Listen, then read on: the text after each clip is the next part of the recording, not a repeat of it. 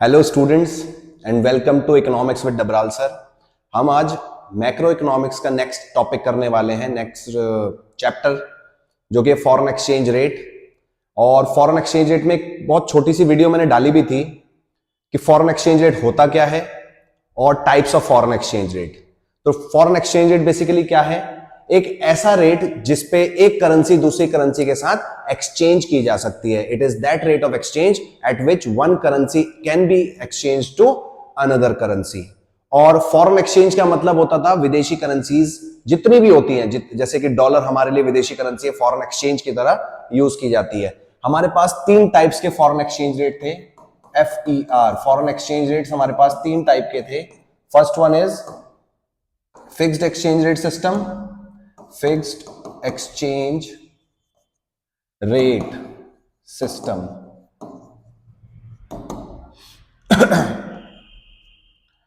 दूसरा है flexible exchange rate system,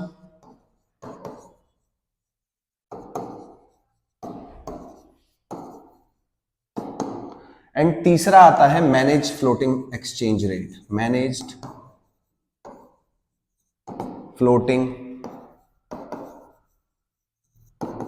exchange rate. ज्यादा इसमें से पूछा नहीं जाता है। इन दोनों, ये दोनों के दोनों बहुत ज्यादा इंपॉर्टेंट हो जाते हैं, flexible exchange rate system and manage floating. Fixed exchange rate system ज्यादा इंपॉर्टेंट नहीं है। Basically fixed exchange rate system कौन चलाता था? जहां पे rates of foreign currencies decide करती है गवर्नमेंट। हमारी करेंसी दूसरी करेंसीज के मुकाबले कितनी वैल्यू रखेगी, वो जब गवर्नमेंट डिसाइड करती है और काफी लंबे समय तक वो चेंज नहीं होती थी, उसे बोलते थे फिक्स्ड एक्सचेंज रेट सिस्टम। इसमें दो तरीके के सिस्टम्स आते थे, एक गोल्ड स्टैंडर्ड सिस्टम और एक ब्रिटेन वुड स्टैंडर्ड सिस्टम।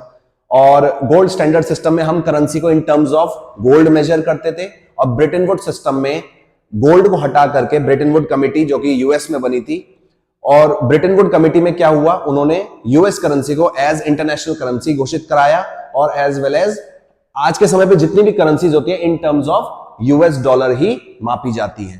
तो वो कुछ इसमें कुछ बेसिक यहां पे इस तरीके का क्राइटेरिया है फिक्स्ड एक्सचेंज रेट सिस्टम। आपको बस ये याद रखना है कि फिक्स्ड एक्सचेंज रेट सिस्टम जो है वो गवर्नमेंट के द्वारा चलाया जाता है, गवर्नमेंट इसे फिक्स करती है। और इसका मोटिव पहले के समय पे ये रहता था कि एक तो ट्रेड की स्टेबिलिटी, इन्वेस्टमेंट्स की स्टेबिलिटी, स्पेकुलेटिव एक्टिविटीज जैसे सट्टा बाजारी वो सब ना हो, इसके लिए रेट लंबे समय तक फिक्स्ड रख दिए जाते थे। तो ये ज्यादा रिलेवेंट आपके लिए नहीं होगा। हम करते हैं flexible exchange rate system and manage floating system, जो कि आज के समय पे है। आज के समय पे यही दोनों सिस्टम्स देखे जाते हैं, इन्हीं के थ्रू रेट्स डिसाइड होते हैं। तो जल्दी से देखते हैं फ्लेक्सिबल एक्सचेंज रेट सिस्टम को। Flexible exchange rate system. तो फ्लेक्सिबल एक्सचेंज रेट सिस्टम क्या है? It is that rate of exchange, it is that rate of exchange which is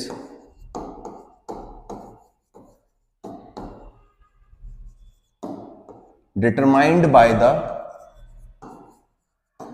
market forces। यहां पे रेट डिसाइड कौन करता है? मार्केट फोर्सेस रेट डिसाइड करते हैं कि किसी करेंसी की डिमांड या किसी करेंसी की सप्लाई डिसाइड करते हैं कि उसके रेट कैसे होने चाहिए।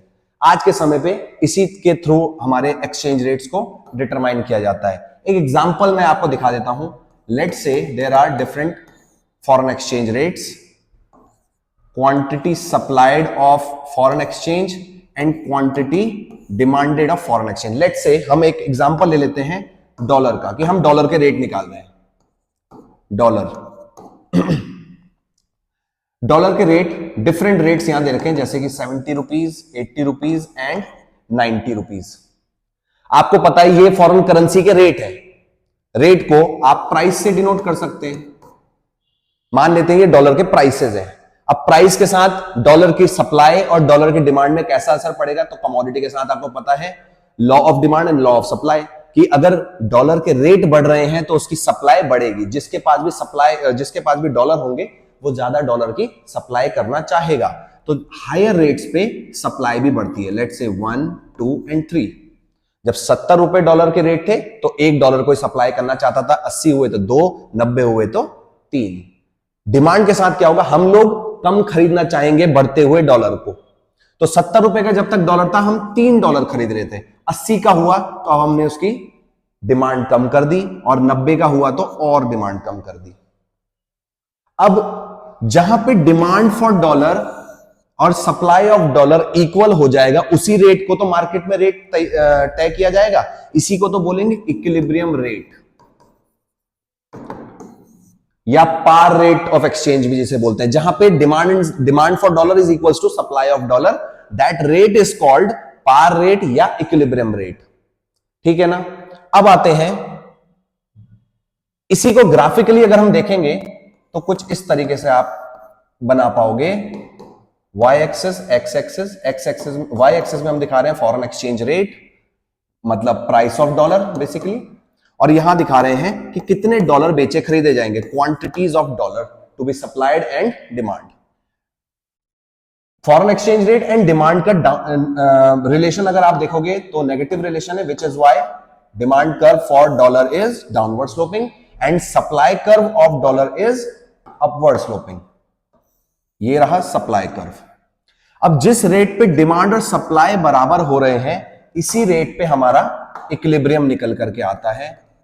मतलब हम लोग 80 रुपीज हमने तय किया है, और इस रेट पे 2 यूनिट्स बेची और खरीदी जा रही होंगी मार्केट में। तो ये कुछ इस तरीके का सिनेरियो है जहां पे रेट्स डिसाइड होते हैं according to demand and supply forces. बहुत importantly demand and supply forces run करते हैं। अब इसका फायदा क्या है कि आप किसी भी करेंसी की या किसी भी देश की रेपुटेशन के अनुसार कोई सा देश ज्यादा ट्रेड कर रहा है, कोई देश ज्यादा डेवलप्ड है, उसके बेसिस पे उसकी करेंसी बढ़ती या घटती चली जाती है। जबकि जो फिक्स्ड एक्सचेंज रेट सिस्टम था उसमें ऐसा कहीं नहीं देखा जाता था, वहां पे स्टेबिलिटी रहती थी। यहां पे तो with in a minutes, with in a seconds आपने देखा होगा रेट्स डॉलर के चेंज होते रहते हैं due to demand and supply forces. ये कुछ कंडीशन है उसकी, आप स्क्रीनशॉट ले लीजिएगा। नेक्स्ट टॉपिक पे आते हैं कि अगर किसी भी करेंसी की डिमांड इंक्रीज या डिक्रीज होती है तो एट अ सेम प्राइस, तो उसमें क्या चेंजेस आएंगे। तो हम टॉपिक डाल रहे हैं changes in foreign exchange rate due to increase in demand. Let's say foreign currency की डिमांड बढ़ गई, डिमांड फॉर डॉलर की बात कर रहे हैं हम, कि डॉलर की डिमांड बढ़ रही है, इक्विलिब्रियम रेट आ चुका था और फिर डॉलर की डिमांड बढ़ने लग गई है। लेट्स से यहां पे हम फॉरेन एक्सचेंज रेट दिखाते हैं, यहां पे फॉरेन एक्सचेंज या जिसे बोल सकते हैं डॉलर की क्वांटिटीज कितनी बेची और खरीदी जा रही है। अब ये डिमांड थी, ये था सप्लाई, और ये मार्केट में रेट तय हो चुके थे और इतनी क्वांटिटी डॉलर की बेची और खरीदी जा रही थी। अब सडनली क्या हुआ, हो सकता है कि यूएस में बहुत ज्यादा मार्केट में बहुत ज्यादा बुलिश एक्सपेक्टेशंस आई, बहुत ज्यादा इन्वेस्टर्स मार्केट में इन्वेस्ट करना चाहते हैं, अमेरिका में इन्वेस्ट करना चाहते हैं, जिसकी वजह से डॉलर की डिमांड बढ़ने लग जाएगी धीरे धीरे। डॉलर की डिमांड बढ़ गई मार्केट में, डॉलर की डिमांड बढ़ गई। जब भी डिमांड बढ़ती है तो आपको पता है राइटवर्ड शिफ्ट आता है, डॉलर की डिमांड बढ़ गई। अब डॉलर की डिमांड बढ़ने से होगा क्या, इस प्राइस पे अब आपको देखने को मिलेगा कि यहां पे फॉरेन एक्सचेंज रेट में सप्लाई तो यहीं पे रह गई है, लेकिन डिमांड बढ़ के यहां तक आ चुकी है, डॉलर की डिमांड यहां पे, which creates excess demand for dollar की डिमांड एक्सेस में चलने लग गई है। अब क्योंकि डिमांड ज्यादा बढ़ रही है, किसी चीज की डिमांड बढ़ती है तो उसके रेट बढ़ने स्टार्ट हो जाते हैं, तो यहां पे foreign exchange rates will rise, foreign exchange rate बढ़ेंगे। और कब तक बढ़ेंगे, जब तक नया डिमांड कर्व सप्लाई को कट ना कर दे। तो नया रेट क्या बन जाएगा, हायर रेट पे, नया रेट हायर लेवल पे चला जाएगा और इस रेट पे नई क्वांटिटी भी हायर लेवल पे चली जाएगी। तो ये इफेक्ट आया इंक्रीज इन डिमांड का। तो कई बार पूछ लेता है क्वेश्चन में कि what will be the effect of increase in demand for dollar on foreign exchange rate of dollar, कि डॉलर के रेट पे क्या असर पड़ेगा अगर डॉलर की डिमांड बढ़ने लग गई है। तो अगर किसी चीज की डिमांड बढ़ती है तो ऑब्वियसली एक्सेस डिमांड की सिचुएशन आ रही है, एंड फॉर दैट हमें रेट्स को धीरे धीरे बढ़ाना पड़ेगा। सिमिलरली अगर डिमांड डिक्रीज करेगी तो बैकवर्ड शिफ्ट बनेगा और डॉलर के रेट कम हो जाएंगे। स्क्रीनशॉट ले लो इसका भी। मैं थोड़ा जल्दी से इसलिए बता रहा हूं ताकि एक पूरी की पूरी वीडियो में इस चैप्टर को कवर कर पाऊं, क्योंकि थोड़ा बड़ा चैप्टर है और अब मैं सोच रहा हूं कि वन शॉट वीडियोस बनाना स्टार्ट करूं, तो थोड़ा जल्दी आप लोग भी रखिएगा। अगर हम यहां पे बात करें इंक्रीज इन सप्लाई की, अगर यहां पे सप्लाई बढ़ गई डॉलर की तो क्या होगा, डॉलर की सप्लाई बढ़ जाए तो क्या होगा। तो देखो y axis 0 foreign exchange rate यहां दिखा रहे हैं, x एक्सेस में हम दिखा रहे हैं क्वांटिटी ऑफ डॉलर, ये है डिमांड फॉर डॉलर, ये है सप्लाई ऑफ डॉलर, और ये है फॉरेन एक्सचेंज रेट जो कि मार्केट में तय हुआ था, और ये थी क्वांटिटी ऑफ डॉलर। अब ये इक्विलिब्रियम क्वांटिटी। अब क्या हुआ है, मार्केट में सप्लाई बढ़ गई है, अब की बार सप्लाई बढ़ रही है। तो जब भी कोई भी चीज, चाहे डिमांड बढ़ रही है चाहे सप्लाई बढ़ रही है, इंक्रीज का मतलब होता है राइटवर्ड शिफ्ट। तो सप्लाई बढ़ रही है, there will be rightward shift in supply curve. तो नया सप्लाई कर्व एक राइटवर्ड शिफ्ट ले लेगा। अब क्योंकि सप्लाई बढ़ गई है, किसी चीज की सप्लाई एक्सेस में हो जाती है at the same price, price तो अभी भी इतना ही है, तो डिमांड इस लेवल पे चल रही है, लेकिन सप्लाई बढ़ करके इधर आ चुकी है। अब की बार सप्लाई ज्यादा हो रखी है, which leads to excess supply in the money market. Money market में डॉलर की सप्लाई ज्यादा हो गई। जब किसी चीज की सप्लाई बढ़ती है तो उसके रेट्स क्या होंगे, फॉरेन एक्सचेंज रेट्स में क्या असर पड़ेगा, वो धीरे धीरे गिरने स्टार्ट करेंगे। तो देखो नया वाला सप्लाई कर्व एक लोअर लेवल इक्विलिब्रियम पे कट कर रहा है डिमांड को, और नया रेट क्या हो गया है, कम होकर के इस लेवल पे आ गया। तो अगर सप्लाई बढ़ती है तो there will be fall in exchange rate. Clear हो गया होगा। तो increase in demand, decrease in demand, या increase in supply, decrease in supply से क्या असर पड़ेगा फॉरेन एक्सचेंज रेट पे, वो आपको समझ में आ गया होगा आई होप। नेक्स्ट जो बहुत इंपॉर्टेंट टॉपिक इसमें आता है वो है कि what will happen if foreign exchange rate is rising on import and exports। अगर डॉलर या फॉरेन करेंसीज या फॉरेन एक्सचेंज रेट के फॉरेन एक्सचेंज रेट अगर बढ़ रहा है तो इंपोर्ट एक्सपोर्ट्स पे, हमारे देश के इंपोर्ट एक्सपोर्ट्स पे क्या असर पड़ेगा। जब भी ये रेफरेंस आएगा हमारे ही देश के बारे में बात हो रही होगी। तो यहां पे दो टर्म्स आती है, एक है डेप्रिसिएशन और एक होती है एप्रिसिएशन। Depreciation and appreciation. तो डेप्रिसिएशन क्या है, fall in the value of domestic currency in terms of foreign currency। जब फॉरेन करेंसी के मुकाबले हमारी डोमेस्टिक करेंसी गिरने लग जाती है, उसी सिचुएशन को बोला जाता है डेप्रिसिएशन। जैसे कि $1 पहले मिल रहा था 80 रुपीस का, और अब ये रेट डेप्रिशिएट हो गया है और अब $1 हो चुका है 85 रुपीस का। This is depreciation. हम इस कंडीशन से इस कंडीशन पे आ गए। सोचो $1 में पहले हम 80 रुपीस, सॉरी 80 रुपए में हम $1 खरीद पा रहे थे, अब वही $1 हम 85 रुपीस में खरीद पा रहे हैं। तो इसका मतलब हमारे लिए तो नुकसान है 5 रुपए का। तो दिस इज डेप्रिसिएशन। और इसके ऑपोजिट अगर हमारी वैल्यू बढ़ रही है, हमारी डोमेस्टिक करेंसी की वैल्यू अगर बढ़ रही है in terms of foreign exchange, तो उसे बोला जाता है एप्रिसिएशन। जैसे कि $1 इक्वल्स टू 85 रुपीज था और अब इसका रेट $1 इक्वल्स टू 80 रुपीज हो गया। तो अब की बार हम इस सिचुएशन से इस सिचुएशन की तरफ आए हैं, जिसकी वजह से क्या हुआ है, हमारी करेंसी एप्रिशिएट होती हुई दिखाई दे रही है। अब करेंसी हमारी एप्रिशिएट होगी तो क्या होगा, डेप्रिशिएट होगी तो क्या होगा, उसके बारे में देखते हैं। जल्दी से इसका स्क्रीनशॉट ले लो आप।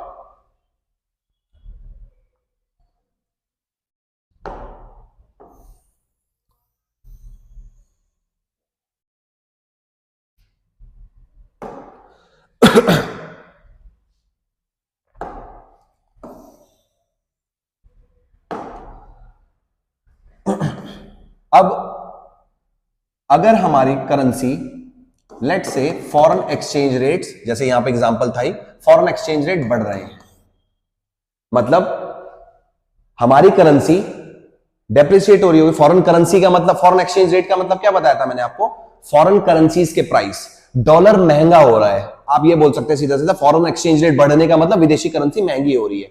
इसका मतलब हमारी करेंसी क्या हो रही होगी, हमारी करेंसी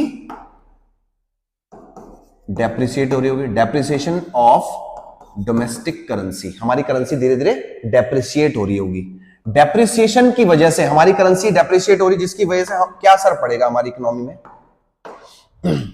अगर हमारी करेंसी डेप्रिशिएट हो रही है तो इससे क्या होगा, डोमेस्टिक गुड्स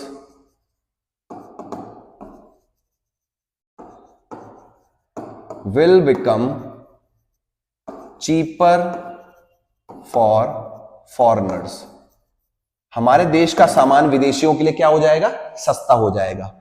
अब क्योंकि हमारे देश का सामान सस्ता हो चुका है विदेशियों के लिए, फॉरेनर्स के लिए, तो वो हमसे ज्यादा सामान खरीदेंगे। राइज इन एक्सपोर्ट्स, तो हमारे एक्सपोर्ट्स पे क्या असर पड़ा बेटा, हमारे एक्सपोर्ट्स बढ़ने लग जाएंगे। एट द सेम टाइम अगर मैं यहीं पे आपको बताऊं, क्योंकि हमारी करेंसी डेप्रिशिएट हो रही है तो हमारे लिए तो उनकी करेंसी महंगी हो रही ना, हमारे लिए डॉलर महंगा होने लग जाएगा। तो एट द सेम टाइम हमारे एक्सपोर्ट्स तो बढ़ेंगे क्योंकि उनके लिए हमारा सामान सस्ता हो रहा है, लेकिन हमारे लिए उनका सामान महंगा हो रहा है, जिसकी वजह से हम वहां से सामान खरीदना कम कर देंगे। Fall in imports. तो ये क्वेश्चन किसी भी तरीके से आ सकता है, चाहे आपसे पूछा जाए कि एक्सपोर्ट्स पे क्या असर पड़े, चाहे आपको पूछा जा सकता है इंपोर्ट्स पे क्या असर पड़े। आप एक चीज याद रख लो कि अगर रेट बढ़ रहे हैं विदेशी करेंसी के तो हमारे एक्सपोर्ट्स बढ़ेंगे, इंपोर्ट्स घटेंगे। इसके साथ साथ एक चीज और चेंज आएगा, आप खुद ही सोचो, एक्सपोर्ट्स बढ़ रहे हैं, हमारे एक्सपोर्ट्स बढ़ रहे हैं, इंपोर्ट्स कम हो रहे हैं, अल्टीमेटली हमारे देश में पैसा ज्यादा आएगा। तो कई बार पूछा जाता है कि नेशनल इनकम पे क्या असर पड़ेगा, तो इंक्रीज इन नेशनल इनकम। आप जो बीओपी अकाउंट बनाते हैं तो नेशनल, क्योंकि एक्सपोर्ट्स ज्यादा हो रहे हैं तो क्या होगा, नेशनल इनकम बढ़ेगी, इंक्रीज इन नेशनल इनकम। तो ये पूरा का पूरा सिनेरियो है due to rise in foreign exchange rate. आप fall in foreign exchange rate खुद देख सकते हैं कि अगर फॉरेन एक्सचेंज रेट फॉल करते हैं तो हमारी करेंसी एप्रिशिएट होगी। अगर हमारी करेंसी एप्रिशिएट होगी तो विदेशियों के लिए हमारा सामान महंगा हो जाएगा, या बोल सकते हैं हमारे लिए विदेशी सामान सस्ता हो जाएगा, जिसकी वजह से हम ज्यादा सामान विदेशों से खरीदेंगे। तब उस कंडीशन में क्या होगा, इंपोर्ट्स बढ़ जाएंगे, एक्सपोर्ट्स गिर जाएंगे, जिसकी वजह से नेशनल इनकम गिर जाएगी। खुद ही सोचो, आप बाहर से सामान खरीद रहे हो, अपने देश का सामान खरीदा ही नहीं जा रहा है, तो वो विपरीत सिचुएशन हो जाएगी। क्लियर हो गया होगा? तो स्क्रीनशॉट लेना है तो इसका भी ले लो। देखिए, अब आते हैं, आप यहां पे दो टर्म्स देखोगे, sorry,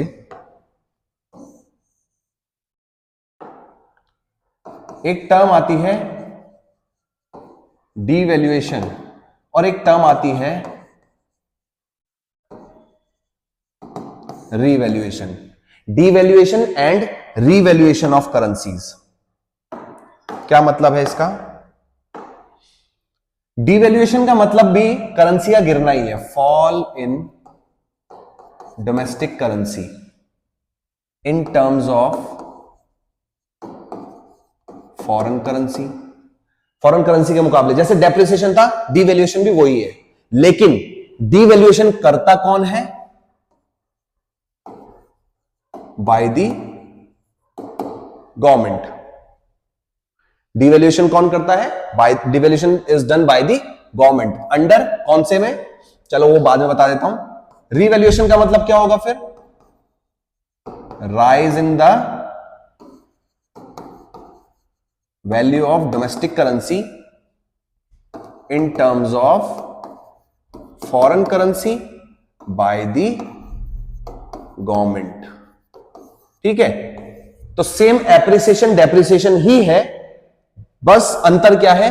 devaluation and revaluation government करती है, और ये कौन से सिस्टम ऑफ एक्सचेंज में देखा जाता था? ये देखा जाता था फिक्स्ड एक्सचेंज रेट सिस्टम में। फिक्स्ड एक्सचेंज पूछ ही लिया जाता है कई बार कि डिवैल्यूएशन और डेप्रिसिएशन में क्या अंतर है, तो डिवैल्यूएशन का मतलब भी करेंसी का गिरना ही है और डेप्रिसिएशन का मतलब भी करेंसी का गिरना ही है, लेकिन डिवैल्यूएशन करती है government under fixed exchange rate system और डेप्रिसिएशन करते हैं market forces, demand and supply की वजह से जो चेंजेस आते हैं, that is appreciation and depreciation. और फिक्स्ड एक्सचेंज रेट सिस्टम में आ जाता है devaluation and revaluation. I hope सबको क्लियर हो गया होगा, ज्यादा कोई डिफरेंस नहीं है इसमें, और ये जानबूझ के किए जाने वाली चीजें हैं जबकि वो मार्केट फोर्सेस डिसाइड करते हैं। आई होप क्लियर हो गया होगा। स्क्रीनशॉट लेना है तो ले लो।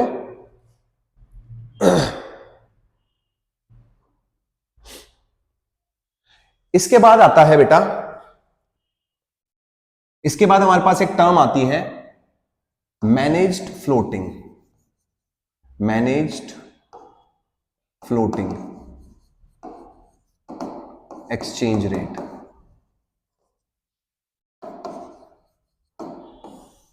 तो मैनेज फ्लोटिंग क्या है? जिसे हम डर्टी फ्लोटिंग भी बोलते हैं। Dirty floating, dirty floating exchange rate. यहां पे क्या है? बेसिकली ये एक हाइब्रिड है किसका? Fixed exchange rate system plus flexible exchange rate system, इन दोनों का हाइब्रिड है। फिक्स्ड एक्सचेंज रेट सिस्टम कौन बनाता था? गवर्नमेंट। और फ्लेक्सिबल एक्सचेंज रेट सिस्टम बनाते थे मार्केट फोर्सेस। और ये इन दोनों का हाइब्रिड है, ये दोनों मिला करके बना रहे होंगे, फिक्स्ड और फ्लेक्सिबल मैनेज फ्लोटिंग सिस्टम को बनाते हैं। अब देखो होता क्या है, कैसे बनाया जाता है ये, ठीक है। तो सबसे पहले तो मैनेज फ्लोटिंग की डेफिनेशन देख लेते हैं।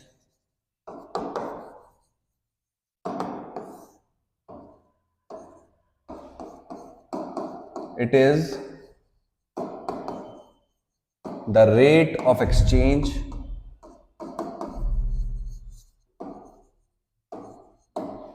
which is determined by the market forces,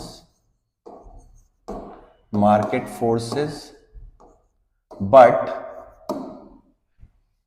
in case of extreme appreciation or depreciation,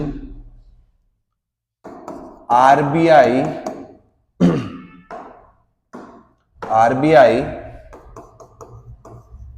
intervened and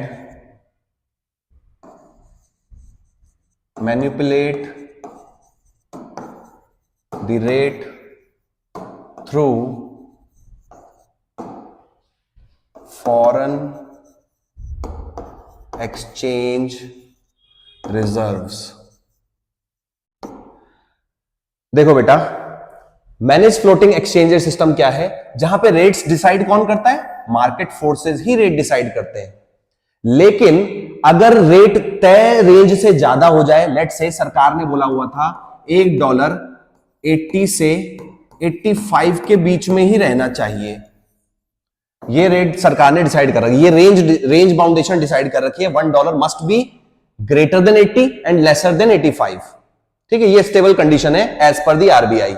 अब हुआ क्या, मान लेते हैं कि कुछ स्पेशल कंडीशंस बन गई कि ये 80 से कम हो गया, लेट्स से 79 रुपीज हो गया, तो ये क्या हो गया, एप्रिसिएशन बोलेंगे इसको, एक्सट्रीम एप्रिसिएशन, बहुत ज्यादा एप्रिसिएट हो गई हमारी करेंसी, जो कि शॉर्ट टर्म में अच्छी चीज नहीं है, शॉर्ट टर्म में अच्छी नहीं है, लॉन्ग टर्म में अच्छा है, शॉर्ट टर्म में अच्छी चीज नहीं है, क्योंकि हमारे एक्सपोर्ट्स जीरो हो जाएंगे, इंपोर्ट्स बहुत ज्यादा बढ़ जाएंगे, हमारे लिए सामान सस्ता हो जाएगा, तो हम लोग विदेशों से खरीदने लग जाएंगे, अपने देश की इकोनॉमी को बिल्कुल खत्म कर देंगे।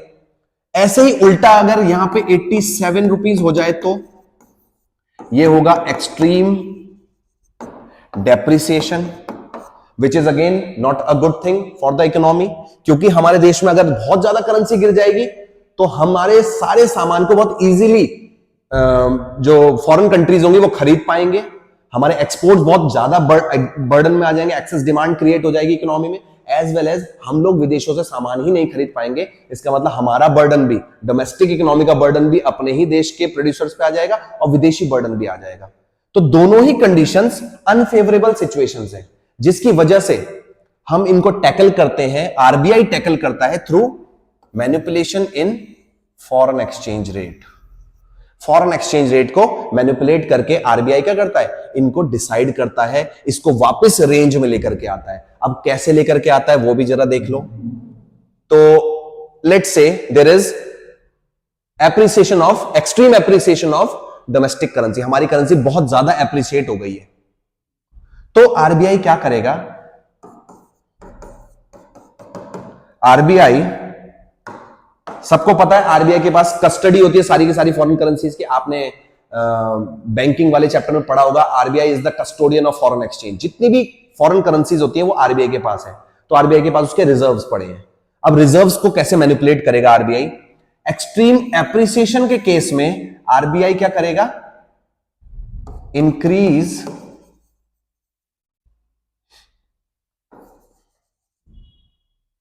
The demand for foreign exchange, foreign currencies की डिमांड बढ़ाएगा। आरबीआई क्या करेगा, फॉरेन करेंसी की डिमांड बढ़ाएगा। लेट्स से ये डॉलर की सिचुएशन है, तो वो डॉलर की डिमांड को बढ़ाएगा और सप्लाई को at the same time restrict कर देगा, restricts the supply of foreign currency. ठीक है, तो फॉरेन करेंसी की सप्लाई को कम कर देगा और डिमांड बढ़ाने लग जाएगा, जिससे क्या होगा, क्योंकि करेंसी की डिमांड बढ़ेगी, धीरे धीरे ये सिचुएशन जो होगी वो वापस 80 से 85 की रेंज में आ जाएगी। डॉलर की डिमांड बढ़ने का मतलब है डॉलर के प्राइस बढ़ना, और धीरे धीरे 79 से वापस 80 की तरफ में वो रेंज क्लियर हो जाएगी। बिल्कुल ऑपोजिट सिचुएशन है यहां पे, जहां पे अब क्या हो रहा है, 87 रुपीज हो रखा है, तो हमारी करेंसी में बेसिकली डेप्रिसिएशन हो रखा है। अब आरबीआई क्या करेगा, आरबीआई अपनी पॉलिसी में क्या क्या चेंजेस करेगा, तो सबसे पहला तो rise in supply of foreign currencies, foreign currencies की सप्लाई को क्या करेगा आरबीआई, बढ़ा देगा। अगर फॉरेन करेंसीज की सप्लाई धीरे धीरे बढ़ेगी मार्केट में, तो क्या होगा, उसके रेट गिरने लगेंगे। डॉलर की सप्लाई बहुत ज्यादा आ गई है, बहुत ज्यादा डॉलर आ गया मार्केट में, तो क्या होगा, रेट धीरे धीरे गिरना स्टार्ट करेंगे, और गिरेंगे तो क्या होगा, 87 से 85 तक की रेंज में वापस आ जाए, रेंज बाउंडेशन में वापस आ जाएगा। तो बेसिकली ये एक मैनिपुलेटिव एक्टिविटी है, जहां पे आरबीआई अपना रोल प्ले कर रहा है और इस रेंज को मेंटेन करने की कोशिश कर रहा है, ताकि रेट्स मेंटेन रहे और व्यापार मेंटेन रहे। शॉर्ट टर्म में बहुत ज्यादा एक्सपोर्ट्स का बर्डन ना आ जाए, शॉर्ट टर्म में बहुत ज्यादा इंपोर्ट्स का बर्डन ना आ जाए। तो ये दोनों चीजें देखते हुए आरबीआई इसको कंट्रोल करने की कोशिश करता है, विच इज कॉल्ड, ये एक मैनिपुलेटिव एक्सचेंज रेट है, इसीलिए इसे डर्टी फ्लोटिंग या manage floating of exchange rate भी बोलते हैं। तो हमने फिक्स्ड एक्सचेंज रेट सिस्टम पहले वीडियो में कर लिया था, फ्लेक्सिबल एक्सचेंज रेट सिस्टम मैंने आपको बताया, एज वेल एज मैंने आपको बताया मैनेज फ्लोटिंग क्या है। इसके अलावा यहां पे एक बहुत छोटा सा टॉपिक है, ज्यादा कुछ उसमें देखने वाली चीज है नहीं, कि हम कब कब करेंसी की डिमांड करते हैं, डिमांड फॉर फॉरेन करेंसी, और कब कब सप्लाई करते हैं फॉरेन करेंसीज की। तो ये ज्यादा टिपिकल टॉपिक है नहीं। आपको कब कब जरूरत पड़ने वाली है विदेशी करेंसी की, अगर आप विदेश घूमने जा रहे हैं, टूरिज्म टू अब्रॉड, तो आपको विदेशी करेंसी की डिमांड करनी पड़ेगी, पहले आपको विदेशी करेंसी चाहिए होगी। अगर टूरिज्म किसी भी तरीके का हो सकता है, it can be medical tourism, study के लिए जा रहे हैं, कुछ भी आप जा रहे हो तो आपको विदेशी करेंसी की डिमांड करनी पड़ेगी। दूसरा, अगर आप इन्वेस्ट करना चाहते हो अब्रॉड में, इन्वेस्टमेंट टू अब्रॉड, अगर आप विदेशों में इन्वेस्ट करना चाहते हो, विदेश में इन्वेस्ट करना चाहते हो, तो उनकी करेंसी तो इन्वेस्ट करोगे, तो सबसे पहले आपको विदेशी करेंसी की डिमांड करनी पड़ेगी। ऐसे ही अगर आप विदेशी सामान खरीदना चाहते हो, import of goods and services from abroad, अगर आप विदेशों से गुड्स एंड सर्विसेज को खरीदना चाहते हैं तो अगेन आपको विदेशी करेंसी की डिमांड करनी पड़ेगी। पहले आप उनको विदेशी करेंसी ही दोगे, तब जाकर के मिलेगा आपको सामान। इसके अलावा क्या हो सकता है, डोनेशंस, रेमिटेंसेस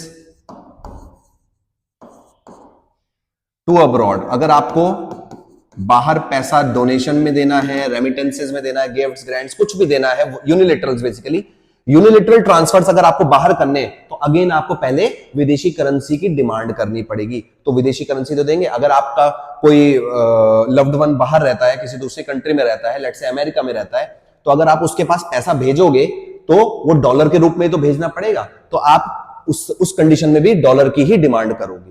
क्लियर है? और एक लास्ट बहुत इंपॉर्टेंट पॉइंट है, वो है स्पेकुलेशन, सट्टा बाजारी बोलते हैं इसे।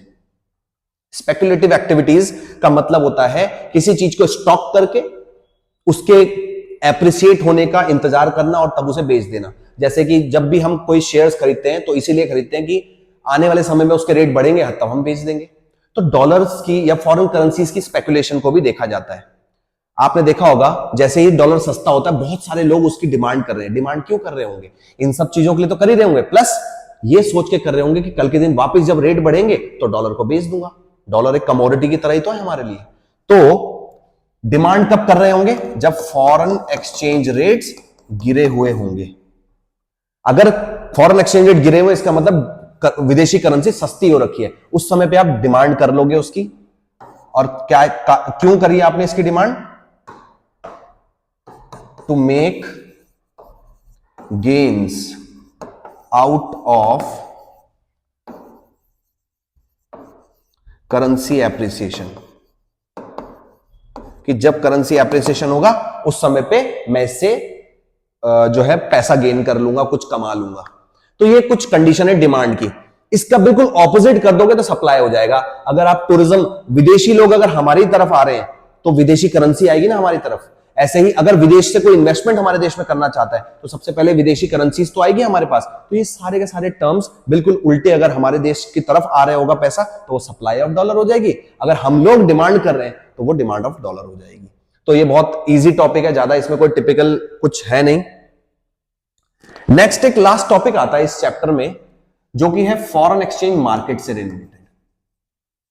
फॉरेन एक्सचेंज मार्केट, तो आपको पता है मार्केट क्या होता है?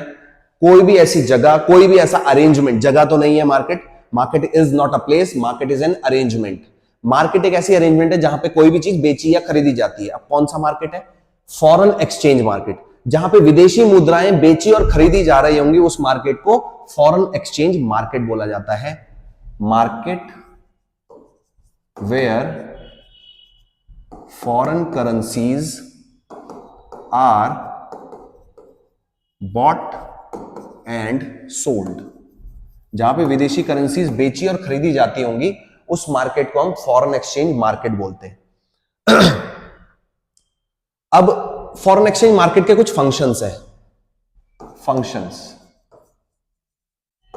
Functions of foreign exchange market, 3 functions हैं जो कि इंपॉर्टेंट है आपके लिए। पहला फंक्शन है transfer function. Foreign exchange market का एक एग्जांपल भी लिख देता हूं, Exim bank, export import bank.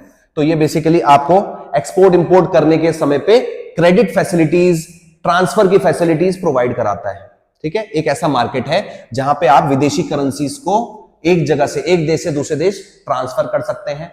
ठीक है, वो किसी भी मोड से हो सकता है, इलेक्ट्रॉनिक हो सकता है, इलेक्ट्रॉनिक फंड ट्रांसफर्स हो सकते हैं, इंटरनेशनल बिल्स ऑफ एक्सचेंज हो सकते हैं, international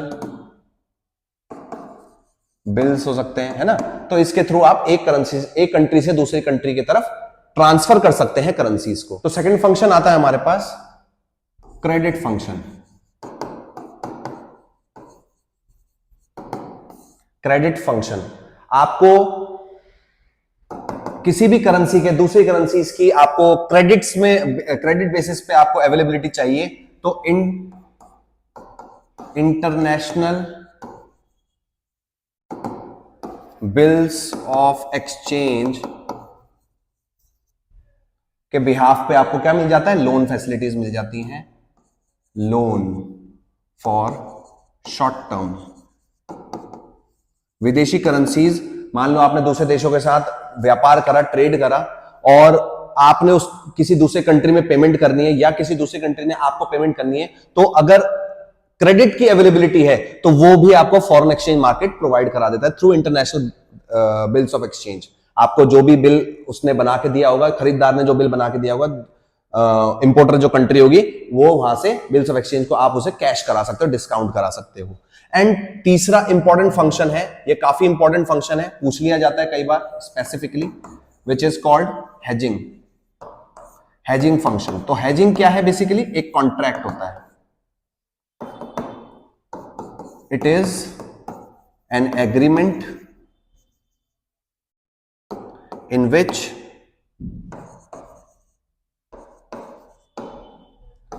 both the countries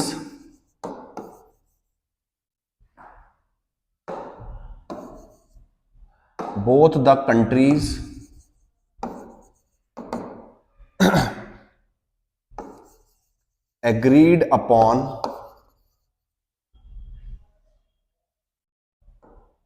exchanging goods and services agreed upon current foreign exchange rate। और ये क्यों किया जाता है, it is done to avoid loss from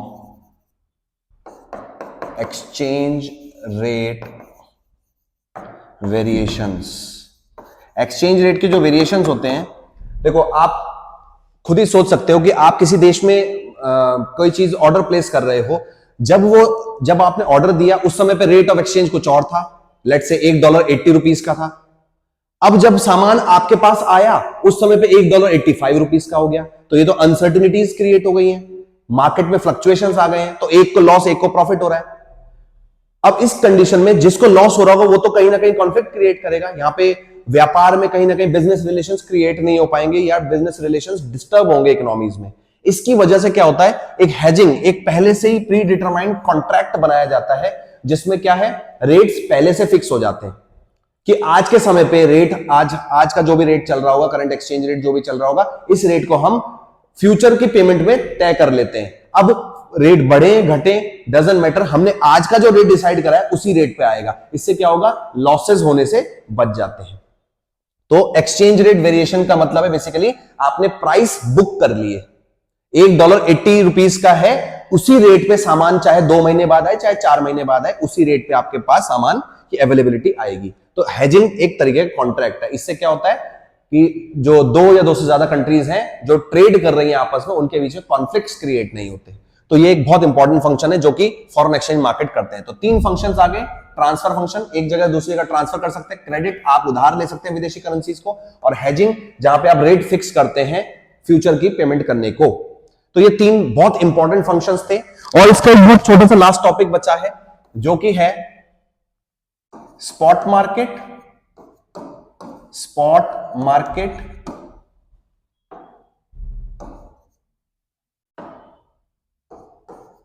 spot market और फॉरवर्ड मार्केट। फॉरवर्ड मार्केट कुछ नहीं है, बहुत छोटा सा टॉपिक है। स्पॉट मार्केट का मतलब है जहां पे rate of exchange at the spot कर दिया जाता है, जहां पे विदाउट एनी फ्यूचर क्लेम, जहां पे आप बाइंग एंड सेलिंग कर रहे हैं और एट द मोमेंट आपने उसकी पेमेंट कर दी, तो यहां पे क्या होंगे, नो फ्यूचर क्लेम्स। जब आपने at the point of time payment कर दी है तो नो फ्यूचर क्लेम्स, आपको आपको फ्यूचर में कोई पेमेंट ही नहीं करनी, क्योंकि आपने at the point of time, मैंने सामान लिया, मैंने पेमेंट कर दी, तो किसी तरीके का कॉन्ट्रैक्ट नहीं बनना, किसी तरीके का एग्रीमेंट नहीं बनना, कोई फ्यूचर क्लेम नहीं है। लेकिन अगर आप आज सामान ले रहे हैं लेकिन आप एग्री कर रहे हैं कि मैं फ्यूचर में किसी डेट में दूंगा, तो वो जो मार्केट होगा वो क्या हो जाता है, फॉरवर्ड मार्केट हो जाता है। इसमें फ्यूचर क्लेम्स अवेलेबल होते हैं, फ्यूचर क्लेम्स आर अवेलेबल, ठीक है ना। ये आप फ्यूचर में पे करने वाले हो, एग्रीड अपॉन टुडेज रेट, आज के रेट पे आप फ्यूचर में पे करोगे, आप ये एग्री कर रहे हो। यहां पे आपने एट द स्पॉट ट्रांजैक्शन को सेटल कर दिया, तो यहां पे नो फ्यूचर क्लेम्स, ठीक है। इसलिए हेजिंग कौन से मार्केट में यूज होगा, कई बार पूछा जाता है कि कौन से मार्केट में हेजिंग यूज होगा, तो ऑब्वियसली जब आप फ्यूचर पेमेंट कर रहे हैं तो हेजिंग तो यहीं पे यूज होगा ना, हेजिंग इज इन्वॉल्व्ड, तो यहां पे हेजिंग इन्वॉल्व होता है। तो स्पॉट मार्केट और फॉरवर्ड मार्केट, स्पॉट मार्केट में जो रेट चलता है उसे बोलते हैं स्पॉट रेट ऑफ एक्सचेंज, और जो ट्रांजैक्शन होती है उसे बोलते हैं स्पॉट ट्रांजैक्शन। बहुत बड़ी चीज नहीं है, आपको छोटा छोटा लाइनर, वन लाइनर दिख जाएगा बुक में। ऐसे ही फॉरवर्ड मार्केट में जो रेट चल रहा होगा उसे बोलते हैं फॉरवर्ड रेट ऑफ एक्सचेंज, और जो ट्रांजैक्शन होगी उसे बोलते हैं फॉरवर्ड ट्रांजैक्शन। तो ये बहुत सिंपल सा एक टॉपिक मैंने थोड़ा स्पीड अप करके बताया है, ताकि बोर्ड एग्जाम्स के लिए आप थोड़ा जल्दी से पढ़ सको। बच्चे देखते रहते हैं, स्किप करते रहते हैं, तो इसलिए मैंने इसको बहुत डिटेल में लेकिन बहुत जल्दी बनाया है। आई होप सबको पसंद आएगा। और वीडियोस लेकर के आऊंगा, next video balance of payment की रहेगी, तो जरूर से जरूर उसे देखना, सब्सक्राइब करो मेरे चैनल को, ताकि मैं और इंफॉर्मेटिव वीडियोस बनाऊं। बोर्ड्स के पेपर तक आपकी तैयारी मेरी जिम्मेदारी। Thank you so much.